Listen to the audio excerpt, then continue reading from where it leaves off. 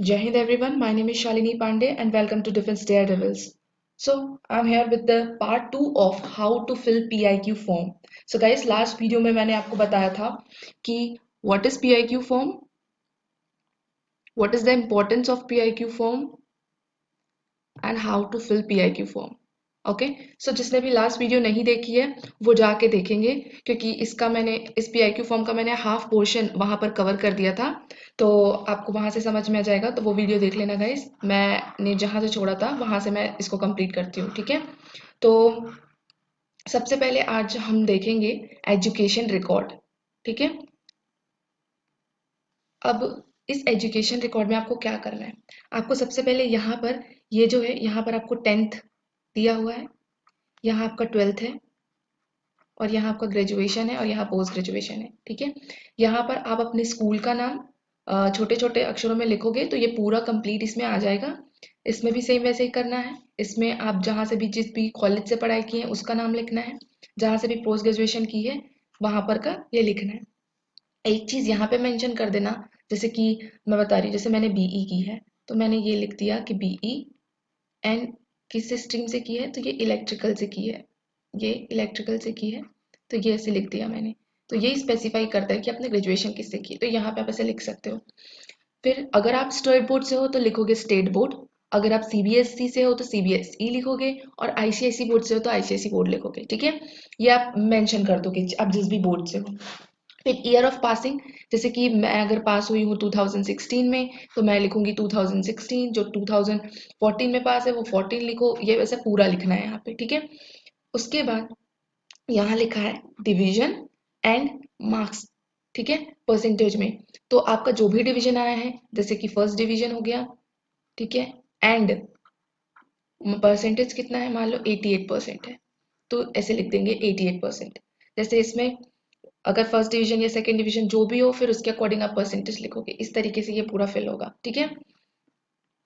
अब उसके बाद यहाँ पर आता है मीडियम ऑफ इंस्ट्रक्शन। आप हिंदी मीडियम से हो, इंग्लिश मीडियम से हो, उड़िया मीडियम से हो, आप जिस भी मीडियम से हो आप वहाँ पे लिखोगे, जैसे कि ये हिंदी मीडियम से हो गया, ये इंग्लिश हो गया, अगर ये भी इंग्लिश है तो इससे भी इंग्लिश लिख दो, ठीक है। तो वो लिखना है। अब देखो बॉर्डर आ गया और यहाँ पे डे स्कॉलर आ गया, मतलब आपने हॉस्टल में रह के पढ़ाई की है या आप घर से जाके पढ़े हो या पीजी में रह के पढ़े हो, तो ये चीज़ है। तो आप जैसे भी पढ़े हो आप वहाँ पे लिखोगे, अगर हॉस्टल में रहे हो तो ये लिखो, अगर डे स्कॉलर हो तो डे स्कॉलर लिख दो, ठीक है। अब उसके बाद फिर आउटस्टैंडिंग अचीवमेंट पे आते हैं। ये बहुत इंपॉर्टेंट है आपको लिखना। इंपॉर्टेंट इसलिए है कि अगर आपकी कोई आउटस्टैंडिंग अचीवमेंट है, मतलब अगर आपने एजुकेशन क्वालिफिक अगर आपने जब पढ़ाई की है स्कूल में, तो अगर आप जीडी, एक्सटेम्पोर या किसी भी एजुकेशनल एक्टिविटी या ऐसी राइटिंग अगर इसमें पार्टिसिपेट किया है और अगर आपको फर्स्ट सेकंड थर्ड में कोई रैंक मिला है तो आप यहाँ पे मेंशन कर दो, ठीक है। यहाँ पे है तो मेंशन कर दो।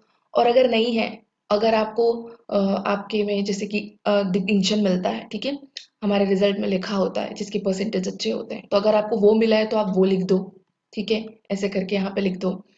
अगर ये भी नहीं है, ठीक है, तो अगर ऐसे कोई नॉर्मल किया है जो भी, तो आप वो लिख सकते हो अगर आप ये सोचते हो कि ये आपकी आउटस्टैंडिंग अचीवमेंट है। क्योंकि गाइस क्या होता है ना, आपकी अचीवमेंट आप डिसाइड करते हो, कोई और डिसाइड नहीं करता है, क्योंकि आपने कितनी मेहनत की है उसके लिए वो आप समझ सकते हो। तो अगर आपको लगता है कि आपकी कोई आउटस्टैंडिंग अचीवमेंट है एजुकेशन में, ऐसा नहीं कि स्पोर्ट्स की लिख दी है, एजुकेशन में है, तो आप इसको यहाँ पे मेंशन कर सकते हो, ठीक है। नेक्स्ट, हाँ, अब इसमें आ जाते हैं एज। एज का क्या है, यहाँ पे क्या लिखा है, एज ईयर्स एंड मंथ, ठीक है। तो आप भी ऐसे ही लिखोगे। आप क्या करोगे, अगर आपकी एसएसबी है 7 मार्च को, ठीक है, तो आप 7 मार्च के दिन कितने ईयर और कितने मंथ के हो जाओगे वो आपको कैलकुलेट करना है, ठीक है। और कैलकुलेट करके यहाँ पे लिखना है। तो जैसे कि अगर मैं मान लो उस दिन हो जाती हूँ 24 ईयर्स और 11 मंथ, ठीक है, तो आप ऐसे लिखोगे वहां पे। आपकी हाइट गई, आप क्या करोगे, मीटर में कैलकुलेट करोगे। मीटर में कैलकुलेट करोगे, जैसे मैं लिख दी मीटर में कैलकुलेट करके इतना मीटर्स, ठीक है। ऐसे पूरा लिखना है क्योंकि यहाँ पे देखो क्या लिखा है, मीटर, ठीक है। तो यहाँ पे मीटर लिखना है पूरा। अगर ऐसे 56 kg है तो ऐसे मत कर दो, क्योंकि ऐसा कर सकते हैं बट स्टिल यहाँ पे लिखा है ना पूरा किलोग्राम, बट तो किलोग्राम लिखो यहाँ पे, ठीक है, ये ज़्यादा सही रहेगा। अब उसके बाद फिर क्या करते हैं, ये present occupation and personal monthly income.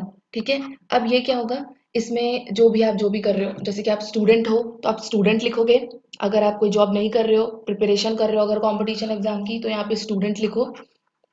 ठीक है, और यहाँ पर इनकम क्या होगी, नील। ठीक है, ऐसे कॉमा डाल के, क्योंकि देखो यहाँ पे ऐसा लिखा हुआ है तो फिर लिख दो यहाँ पे। और अगर आप स्टूडेंट नहीं हो, कहीं पे वर्क कर रहे हो, तो कैसे करोगे, तो वर्किंग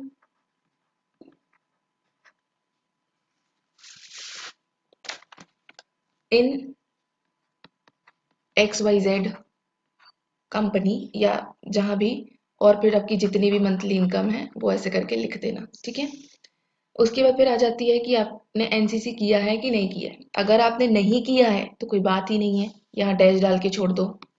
अगर आपने किया है, ठीक है, अगर आपने किया है ये, तो क्या करो, यहाँ पे लिखो कितने साल का किया है, 2 2 इयर्स का है, 4 इयर्स का है, जितना भी है वो लिखो। कौन से विंग से है, आर्मी विंग से हो, ठीक है, एयरफोर्स विंग से हो, या नेवी विंग से हो, ये मेंशन करना है। फिर डिवीजन आ गया, आप जूनियर डिवीजन से किए हो कि सीनियर डिवीजन से हो, ये लिखो। आपके पास ए सर्टिफिकेट है, बी है या सी है, जो भी है आप यहाँ पे मेंशन कर दो। ठीक है, फिर आ जाते हैं participation in game and sports. ठीक है, तो सबसे पहले इसको लिखने के लिए ना मैं आपको ये बोलूंगी कि आपने जितने भी गेम्स एंड स्पोर्ट्स में पार्टिसिपेट किया है आप अच्छे से याद कर लो, और उसको एक अलग से पेपर पे लिख लो। ठीक है, चाहे वो स्कूल लेवल पे हो, यूनिवर्सिटी लेवल हो, कॉलेज लेवल हो, रेसिडेंशियल लेवल हो या कैजुअल हो। ठीक है, एक लिस्ट बना लो। उससे क्या होगा, आपके पास ना, आपके सामने ये रहेगा कि कौन कौन सी अच्छी वाली हैं, जो भी अच्छी अच्छी हैं, 3 4 जितनी भी इस बॉक्स में आ जाती हैं, 3 4 या 5, ज़्यादा ज़्यादा उतनी आ सकती हैं अगर छोटे छोटे लिखोगे तो आप वहाँ यहाँ पे ये लिख सकते हो। जैसे कि कोई कबड्डी खेलता है, मेंशन कर दो, कोई खो खो खेल रहा है, मेंशन कर दो। ठीक है, और जैसे कि हो गया ट्रैक एंड फील्ड हो गया, ठीक है, फुटबॉल हो गया, ये सब मेंशन कर दो। ठीक है, अब क्या हुआ कि यहाँ पर ड्यूरेशन लिखा है। ठीक है, ड्यूरेशन में क्या हो गया कि जैसे कि आप कबड्डी खेल रहे हो कब से, यानी कि आपने स्टार्ट किया था 2008 में और अभी तक खेल रहे हो, तो इस तरीके से आप लिखोगे इसको। ठीक है, ऐसा नहीं कि 2008 में खेला, 2009 में खेला, 2010 में खेला, तो आप सबको मेंशन कर रहे हो। 2008 टू 2018, और अभी भी खेल रहे हो तो लिखो 2008 टू टिल नाउ। ठीक है, फुटबॉल में भी वैसे ही करोगे। ये हो गया, समझ में आ गया। जैसे ये मैं अगर खेल रही हूँ 2015 से टिल नाउ, तो मैंने लिख दिया यहाँ पर। ठीक, अब उसके बाद फिर ये लिखने के बाद क्या हो गया, इसमें आते हैं, आपने किसको रिप्रेजेंट किया है। आप स्कूल को रिप्रेजेंट कर रहे थे, कॉलेज को, यूनिवर्सिटी को, या अदर कैजुअल लेवल पे या रेसिडेंशियल लेवल पे जो भी खेल रहे थे वो। तो अगर रेसिडेंशियल है तो रेसिडेंशियल लिख दो। ऐसे ही गली क्रिकेट खेल रहे हो तो गली क्रिकेट में उसको कैजुअल लेवल लिख दो, कैजुअल बस लिख देना कैजुअली करके। और स्कूल एंड कॉलेज, मतलब इसमें तो स्कूल और कॉलेज का दोनों आ जाएगा, तो अगर स्कूल और कॉलेज दोनों रिप्रेजेंट किया है तो स्कूल ऐसे लिखो, स्कूल एंड कॉलेज। ठीक है, इस तरीके से लिखोगे, जो भी है आप यहाँ पे से लिख दोगे। स्कूल एंड कॉलेज, यहाँ पे आपने इसमें भी स्कूल एंड कॉलेज रिप्रेजेंट किया, आप इसको भी स्कूल एंड कॉलेज लिखो। मैं ना आपको एक फील्ड PIQ दिखाऊंगी तो आपको समझ में जाएगा और अच्छी तरीके से कि कैसे फिल करना है। ठीक है, तो इसमें भी वही लिखो, ऐसे डैश डाल के नहीं छोड़ना, अच्छा नहीं लगता। इसको लिख दो, दोबारा लिख दो। ठीक है, उसके बाद फिर अगर आपकी कोई आउटस्टैंडिंग अचीवमेंट है, अगर आपको फर्स्ट सेकंड थर्ड में कोई रैंक मिला है, तो आप उसको यहाँ पे मेंशन कर सकते हो। ठीक है, ओके।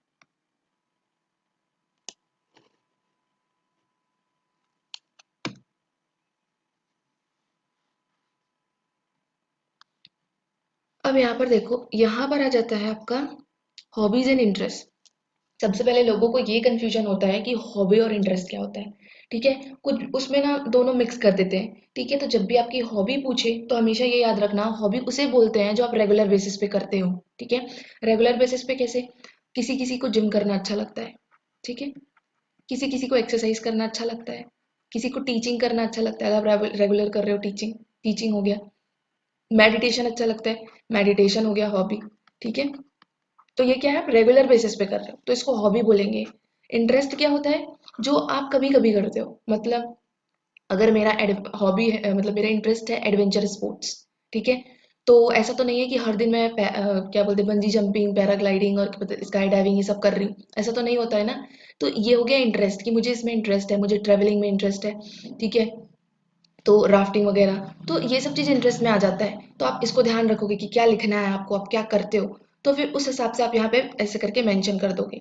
अब मेंशन भी करना है तो ऐसी हॉबी मेंशन करो, ऐसा इंटरेस्ट मेंशन करो जिसके आप आंसर दे पाओ। मतलब जैसे अभी अभी बोला मैंने एडवेंचर स्पोर्ट्स, तो एडवेंचर स्पोर्ट्स को अगर स्पेसिफाई कर दोगे कि आप राफ्टिंग करते हो या स्कूबा डाइविंग कर रहे हो, जो भी कर रहे हो आप मेंशन कर दोगे ना क्लियरली, तो वो आपके क्वेश्चन लिमिटेड हो जाएंगे, मतलब वो आपको उस पर्टिकुलर एरिया से ही क्वेश्चन पूछेगा।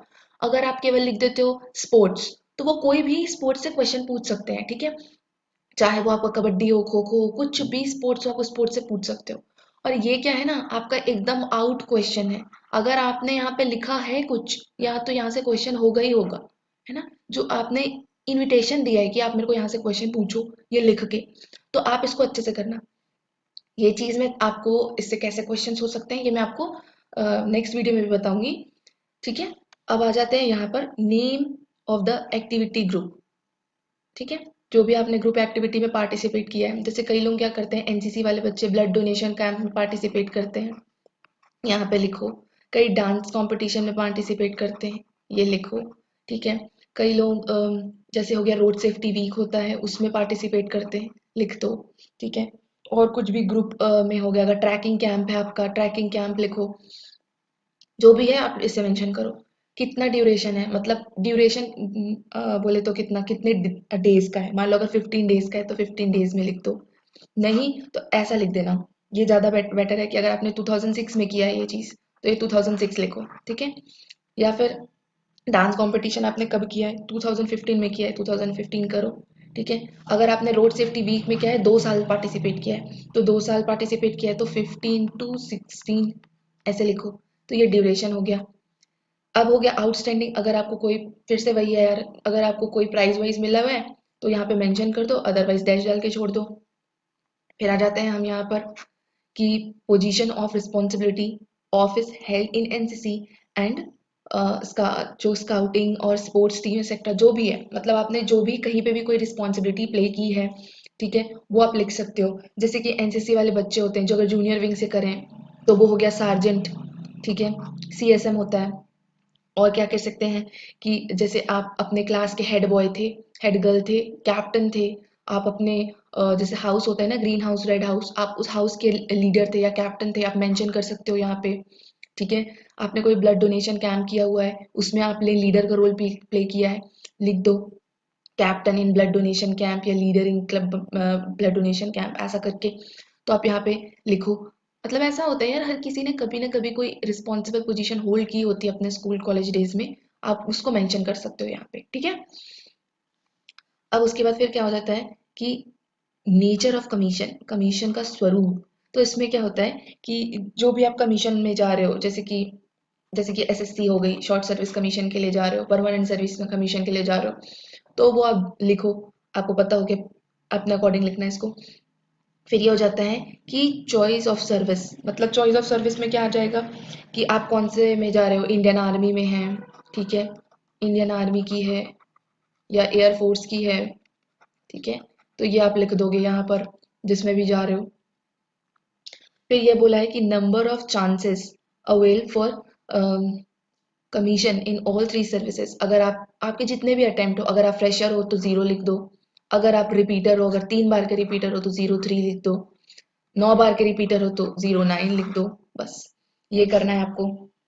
उसके बाद फिर आपको ये फिल करना है, अगर आप फ्रेशर हो तो आप 0 लिखोगे, यहाँ डैश डालोगे। अगर आप रिपीटर हो, जितनी बार भी आप गए हो उसको आप, उसकी डिटेल्स आपको यहाँ पे फिल करनी है, जैसे 1, और मैंने लिख दिया यहाँ से मैं आई नेट एंट्री से गई हूँ, चलो ठीक है, आई नेट। फिर मैं कहाँ गई हूँ, 33 SSB भोपाल, ये मैंने लिख दिया भोपाल। एंड देन मैं कब गई हूँ, 11 दिसंबर को गई थी 2020 में। और फिर वहां पर मेरा जो बैच नंबर था वो मेरा चेस नंबर था 30, batch number so and so जो भी था वो आप लिख दोगे, ठीक है। तो ये करना है। अगर सेकेंड अटेम्प्ट में आप कहाँ गए हो, एफ के एंट्री से गए हो तो यहाँ लिखो, ठीक है। और जैसे कि जो भी आते हो ना, तो ये बेंच नंबर और चेस्ट नंबर ध्यान रखा करो, आके लिख लिया करो अगर आते ऐसा होता है तो, अदरवाइज ठीक है। तो ये आपको इस तरीके से पूरा मेंशन करना है। So that's all about PIQ form guys.